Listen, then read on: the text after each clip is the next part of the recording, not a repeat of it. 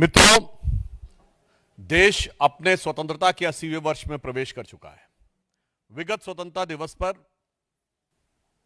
प्रधानमंत्री श्री नरेंद्र मोदी जी ने एक बहुत महत्वपूर्ण और आज के परिप्रेक्ष्य में अत्यंत उपयुक्त विषय दिमागी नक्सल के विषय को उठाया, परंतु हम लोग इस विषय को लेकर आश्चर्य में हैं कि मात्र 24 घंटे के अंदर किसके दिमाग में नक्सली दिमाग था वो खुद ब खुद निकलकर सामने आ गया।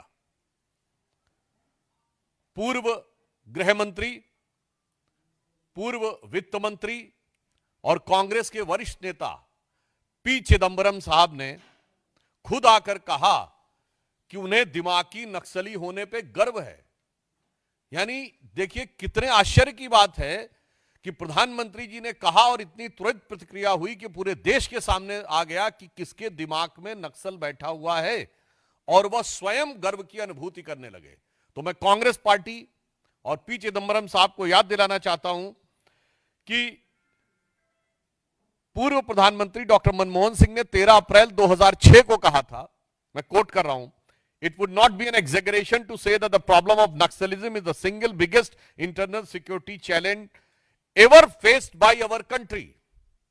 अर्थात उन्होंने कहा कि इसको कहने में अतिशयोक्ति नहीं होगी कि नक्सलवाद का खतरा भारत के इतिहास में आज तक आंतरिक सुरक्षा के लिए उत्पन्न सबसे बड़ा खतरा है।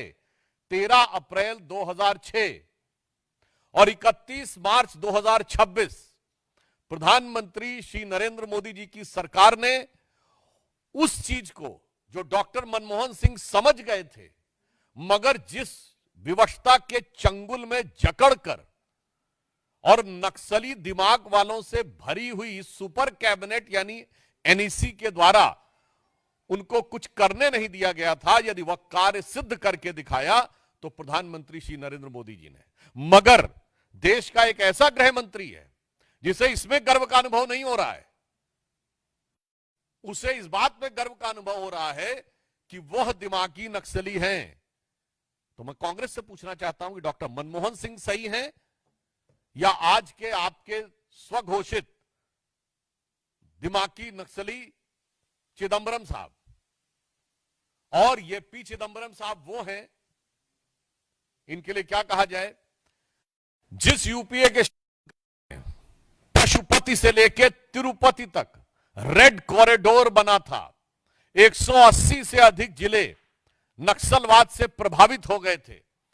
दंतेवाड़ा में 2010 में सीआरपीएफ के इतने बड़ी संख्या में 75-76 जवान शहीद हुए और उसके बाद राजधानी के एक नामी गिरामी विश्वविद्यालय में खुशियां मनाई गई। यह होता है दिमागी नक्सली।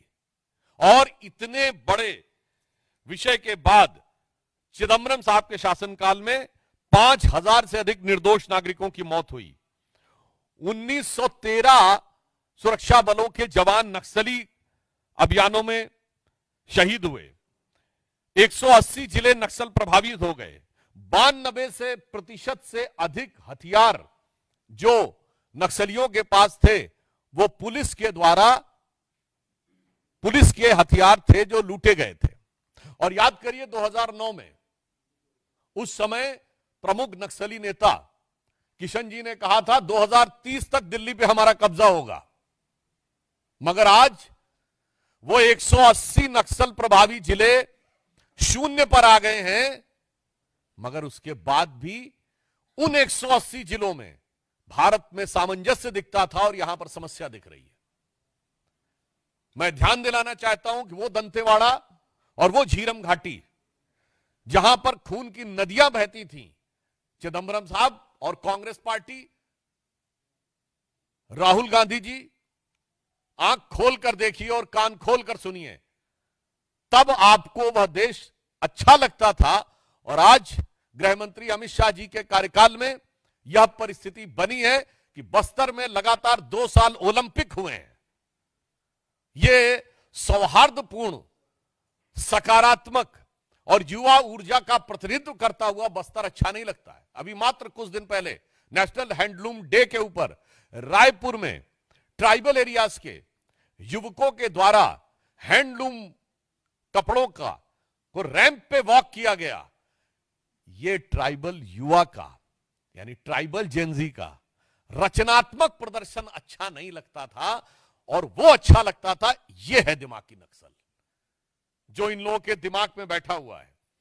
और इतना ही नहीं, इस समय 1800 से अधिक बैंक की ब्रांचें खुलना उस क्षेत्र में, 1200 से अधिक एटीएम खुलना, 6000 से अधिक मोबाइल के टावर लगना ताकि राष्ट्र की मुख्य धारा के साथ वो विकसित हो जाएं, 22 लाख लोगों को आयुष्मान भारत कार्ड उपलब्ध हो जाना ताकि वह युवा अपनी ऊर्जा का सही दिशा में प्रयोग कर सके। यह दृश्य जिसको खराब लगता है वो वास्तविकता में दिमागी नक्सल है। इसलिए मैं कांग्रेस पार्टी से और चिदंबरम साहब से यह भी पूछना चाहता हूं कि आप वही है ना जिसने वित्त मंत्री के रूप में कहा था कि भारत में तो डिजिटल ट्रांजैक्शन हो ही नहीं सकता, और सदन के पटल पे बोला था। और आज भारत डिजिटल ट्रांजैक्शन में नंबर 1 का देश है। जिसकी सोच ऐसी है वो है दिमागी नक्सल। और मैं यह भी कहना चाहता हूं, वो लोग जो कहते हैं कि संसद से समाधान नहीं निकलेगा, सड़क से समाधान निकलेगा, वो है दिमागी नक्सल। जो ये कहते हैं कि संसद में रेजिस्टेंस से चीजें तय होंगी, वो है दिमागी नक्सल। और ये यूपीए सरकार की super cabinet national advisory council के सदस्य रह चुके हैं। इसलिए हम यह भी बताना चाहते हैं कि वो कालखंड जब इस देश में इतनी विपरीत परिस्थितियां थीं और आज एक सकारात्मक वातावरण बना है ट्राइबल एरियाज में, वह जिसको सही नजर नहीं आ रहा है वो वास्तविक अर्थों में दिमागी नक्सल है। और मैं यह भी बताना चाहता हूं कि एक दौर में जब भारत में इतने जिले प्रभावित थे, वो तो अपनी जगह की बात है, उससे बड़ी बात यह है कि भारत के तमाम विश्वविद्यालयों में बैठकर उनको नैतिक और बौद्धिक समर्थन दिया जाता था। वो लोग वास्तविक अर्थों में दिमागी नक्सल हैं, जिन्हें गांधीयंस में गन नजर आती हैं, जिनको नक्सली, जिनको गांधीयंस विद गन कहते हैं। यानी कहां महात्मा गांधी जो अहिंसा के प्रतीक, और कहां माओवादी जो कहते power comes from the barrel of gun, जो नक्सलियों को गांधीयंस विद गन कहे और उन नक्सलियों को अपनी भारत जोड़ो यात्रा में साथ में रखे। उन राहुल गांधी से पूछना चाहता हूं, यह है वास्तविकता में दिमागी नक्सल।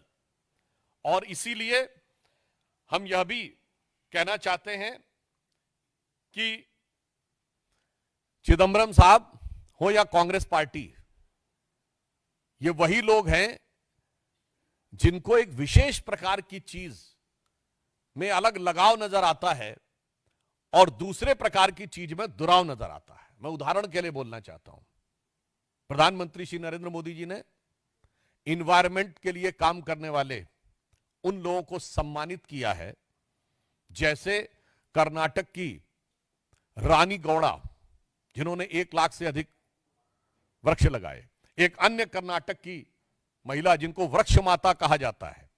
और याद करिए, वो आई थी पद्म अवार्ड लेने नंगे पैर राष्ट्रपति भवन में। मगर ये लोग इन्वायरमेंटलिस्ट नजर नहीं आते थे, जो लोग एयर कंडीशन कमरों में दिल्ली में बैठकर और भारत चीन सीमा के ऊपर होने वाले भारत की सुरक्षा की दृष्टि से महत्वपूर्ण इंफ्रास्ट्रक्चर को रोकने का काम करते थे, वो लोग इन्वायरमेंटलिस्ट नजर आते थे।